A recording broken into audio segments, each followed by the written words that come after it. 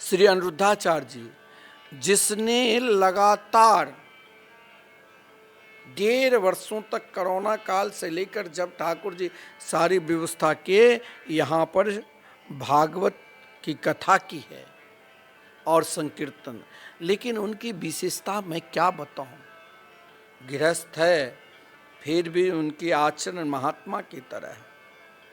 उन कोरोना काल में भी कई हॉस्पिटलों में भोजन करवाते थे, यहाँ से गाड़ी पर लाद कर पैकेट बनाकर सभी के पास भेजते थे। रोड पर पड़ी हुई माताओं को आश्रय दिया। आज आप जाओगे उनके आश्रम तो देखोगे कितनी माता है।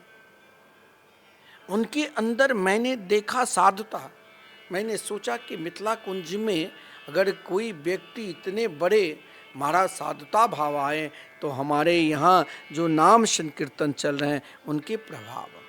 कोई व्यक्ति कुछ धन कमा लेता है तो अभिमान आ जाता है, लेकिन ये आप जो देख रहे हो, कोई कहते हैं मार्केटिंग, अरे ऐसे मार्केटिंग तो सब करे, जिनके अंदर कभी बड़प्पन का अभिमान नहीं है। कोई भी आते हैं ना, आपको फोटो लेना है ले लो, हर व्यक्ति से मिलते हैं।